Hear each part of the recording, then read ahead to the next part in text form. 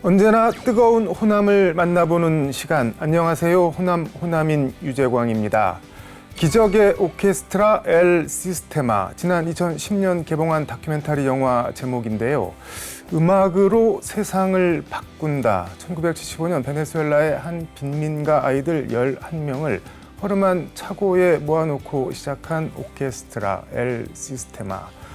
베네수엘라 경제학자 호세 안토니오 아브레우가 시작한 이 작은 출발이 지금은 베네수엘라 전역에서 200개 넘는 센터가 운영되며 아이들에게 마약 대신 악기를, 총소리 대신 음악 소리를, 그리고 무엇보다 잃어버린 웃음과 꿈을 찾아준 기적을 만들어냈습니다. 그림 한 점이 세상을 바꿀 수 있다. 오늘 호남인에서 만나볼 주인공도 같은 신념으로 그림을 통한 변화를 꿈꾸고 실천하는 원로 경제학자입니다. 오늘의 주인공 화면으로 먼저 만나보겠습니다.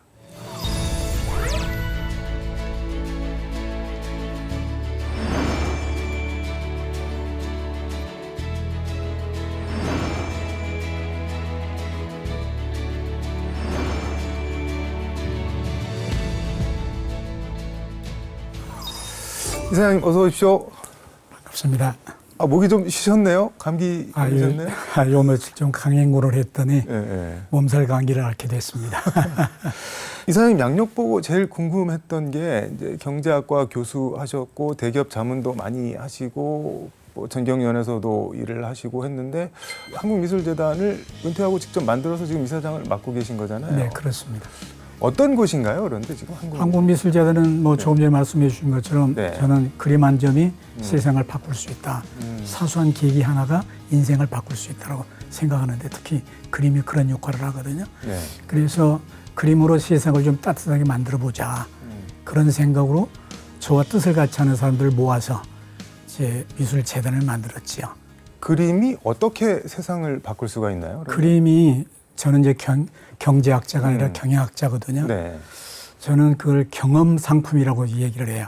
경험해 보기 전에는 그 가치를 전혀 모르고 그림은 우리의 마음을 따뜻하게 만들어주고 부드럽게 만들어주고 마음의 여유를 주고 그리고 더 나아가서 상상력, 창의를 키워주는 아주 대단한 힘이 있는데 사람들이 그걸 몰라요. 경험해 보지 않았기 때문에. 근데 경험해 보면 그 가치를 알거든요. 그래서 그림 한 점을 가까이 해보게 되면 그때부터 생각이 달라지고 마음가짐이 달라집니다. 마치 나비 효과라는 것처럼 작은 경험 하나가 꼬리에 꼬리를 물어서 큰 변화를 일으킬 수 있는 게 그림이라고 저는 본 거죠. 경험 상품이라고 말씀을 해주셨는데 그러니까 경험해보지 않으면 겪어보지 않으면 가치를 모르는 거죠.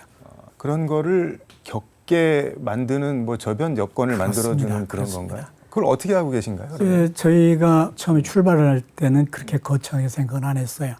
우연히 젊은 화가들과 만날 기회가 있었고 친해지다 보니까 전시 초대받고 작업실까지 초대를 받았어요. 네. 근데 작업실 초대를 받아서 가보니까 화가들의 삶이 비참하기가 보통이 아니에요.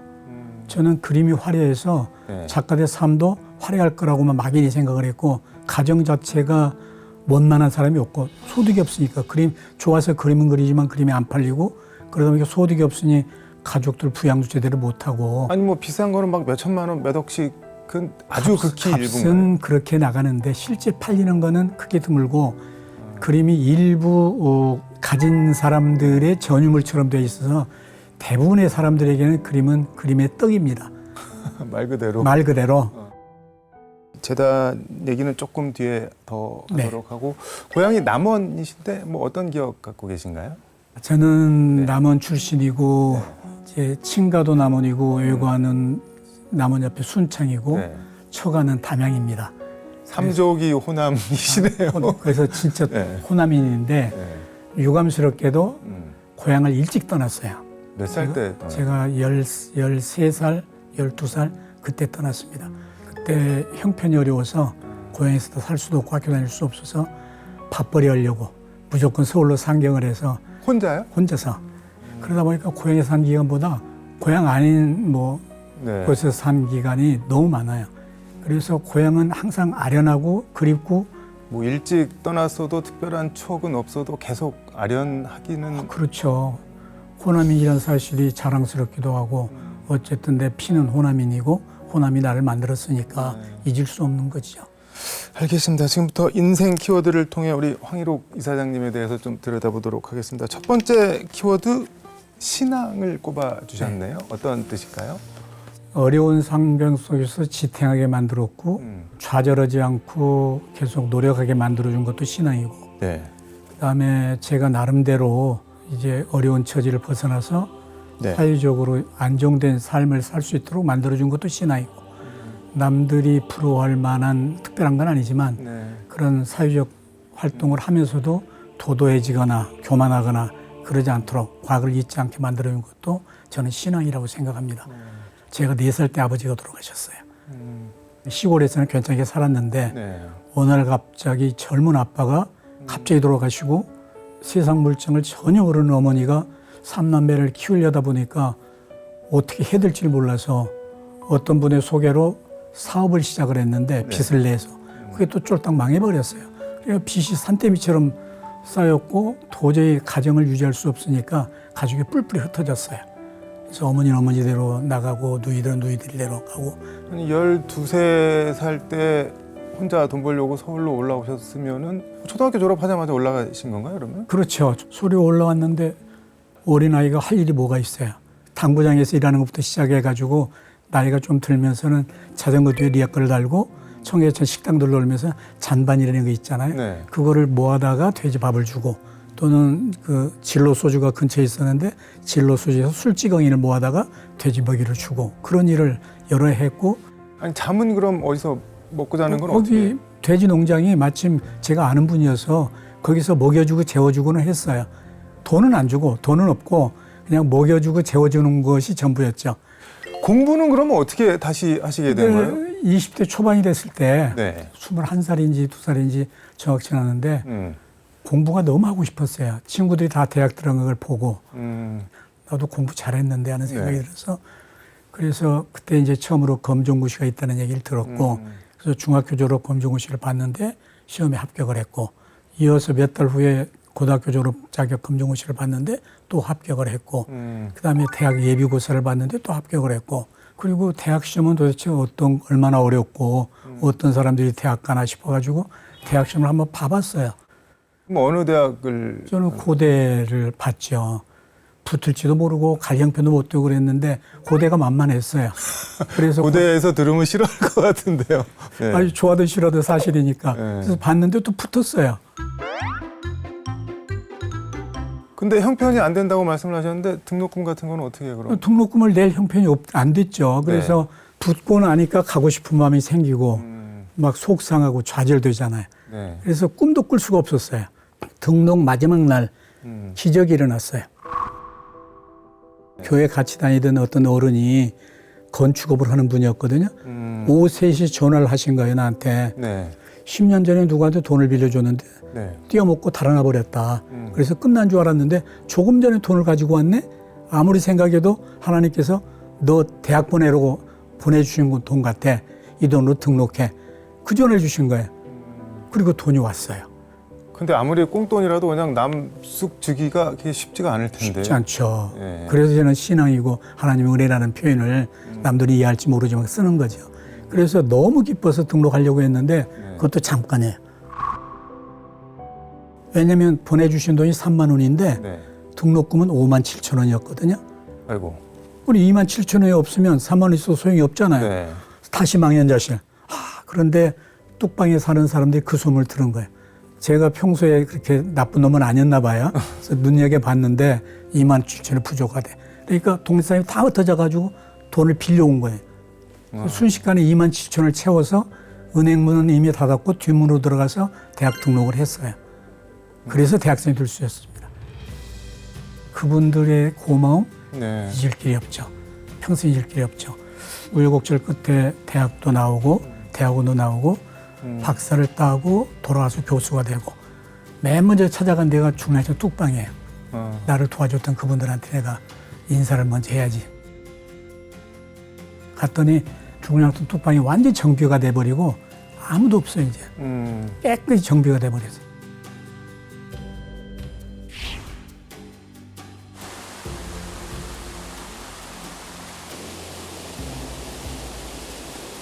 아무도 없어요, 이제.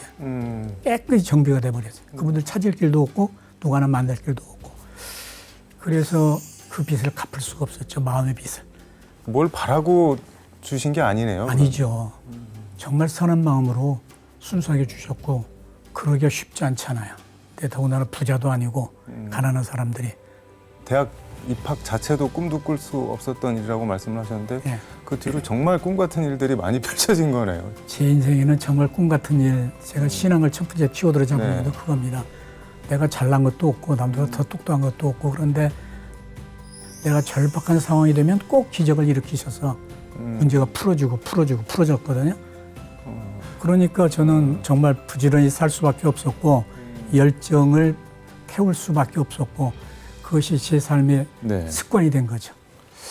한국미술재단이고 앞서서 잠깐 얘기를 했는데 이건 처음에 어떻게 시작을 그럼 하시게 된 건가요? 제가 말씀드린 것처럼 네. 작가들의 삶이 너무 힘든 거를 보고 그때 제가 충격받았다고 말씀드렸잖아요. 네. 그리고 제 어린 시절, 젊은 시절이 떠올라서 누군가가 나한테 그렇게 조건 없이 좀 도와줘서 그것이 기폭제가 돼서 내가 오늘날 이 삶을 살고 있지 않느냐.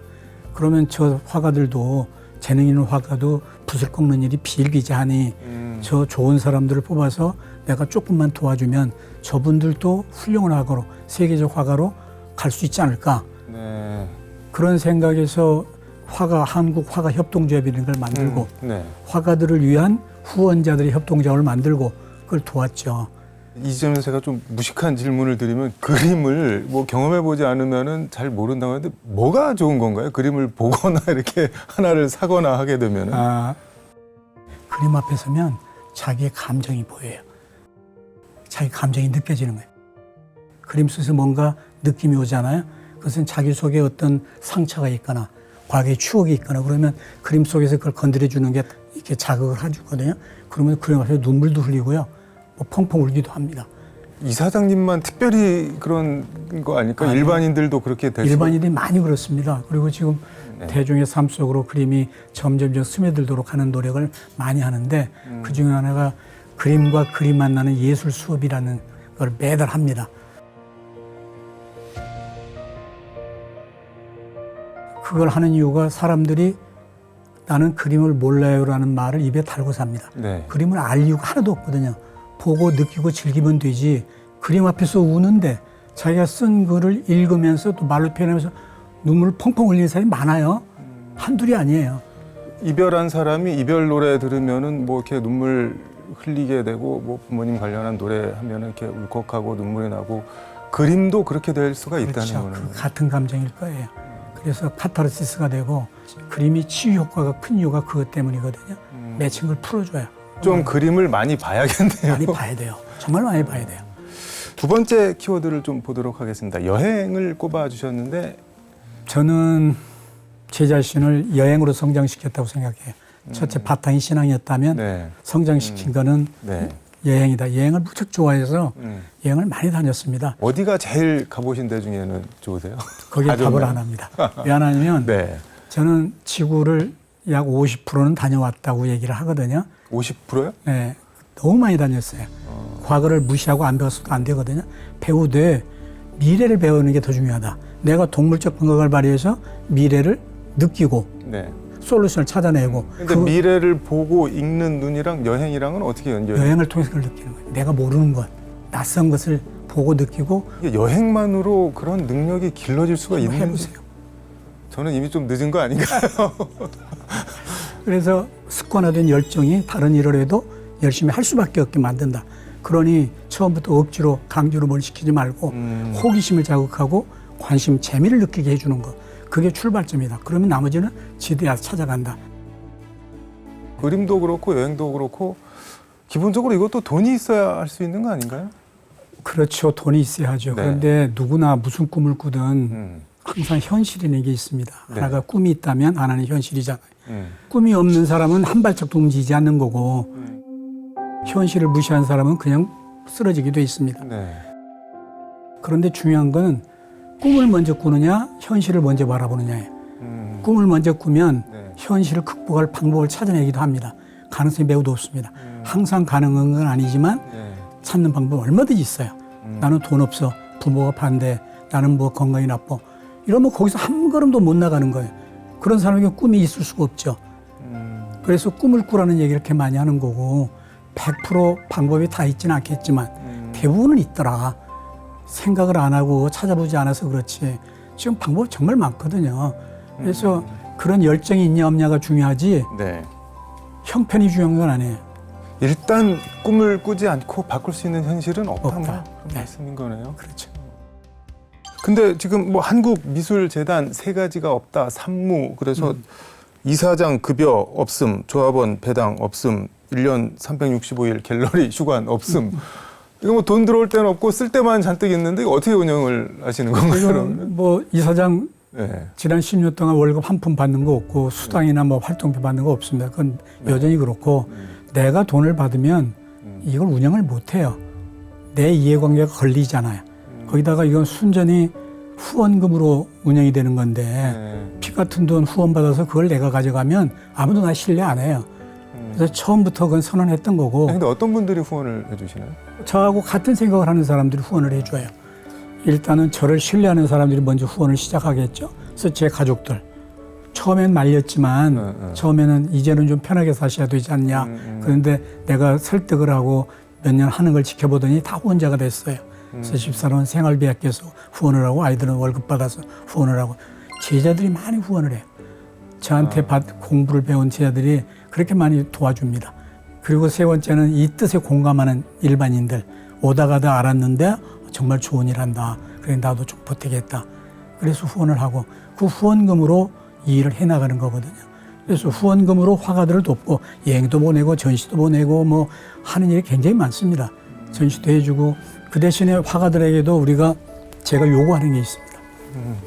화가는 자존심으로 사는 사람들이거든요. 네. 나한테 부족한 거 누군가에게 도움 받아라. 당당히 도움 받아라. 네. 그 대신에 내가 가진 것, 내가 가진 재능, 내가 할 수 있는 것으로 나의 도움을 필요한 누군가를 또 도와주면 되는 거 아니냐. 그 길을 만들어준 거예요. 미술재단 작가들이 네. 우리가 초등학교에 만들어주는 미술관에 작품도 기증하고 가서 미술 수업도 해주고 그래서 넘치게 합니다.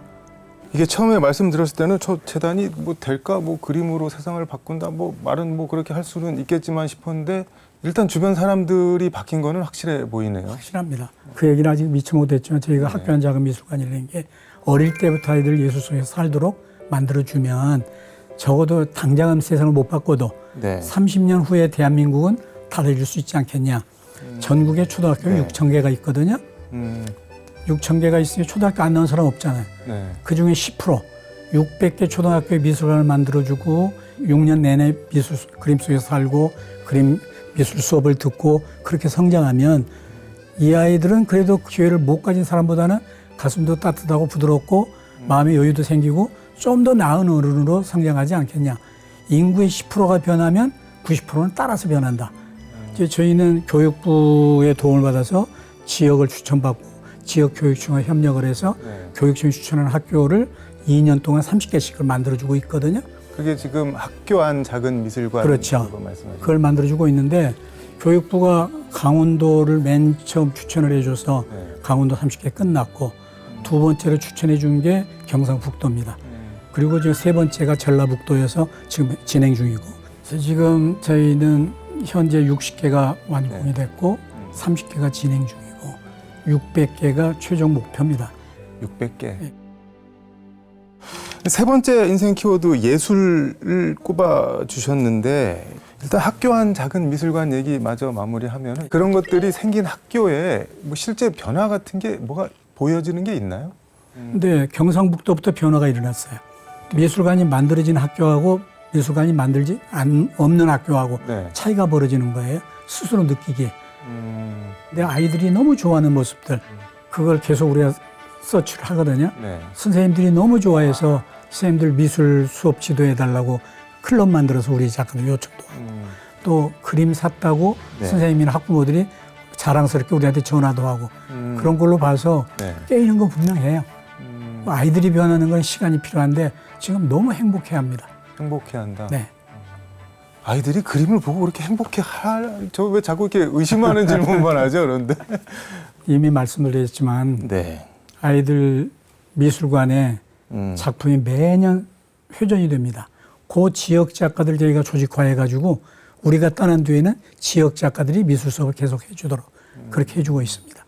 그리고 아이들 작품 계속 전시도 해주고 이렇게 미술에서 관심이 떠나지 않도록 만들어주면 실제 미술 좋은 거니까 금방 깨닫습니다. 그럼 아이들이 안 변할 재간이 없어요. 안 변한다면 이상한 거죠. 그림이 정말 세상을 바꿀 수 있습니다. 있다고 믿으신 네. 계신 거네요. 믿지 않으면 이 노력 왜 하겠어요? 이 돈 써서. 1년에 약 15억 원어치 그림을 기증하거든요. 네. 2년 동안 한 교육청에 30억 원 상당의 그림을 기증합니다. 워낙 좋은 작품들. 그런데 그것만이 아니죠. 다른 돈도 많이 쓰잖아요. 네.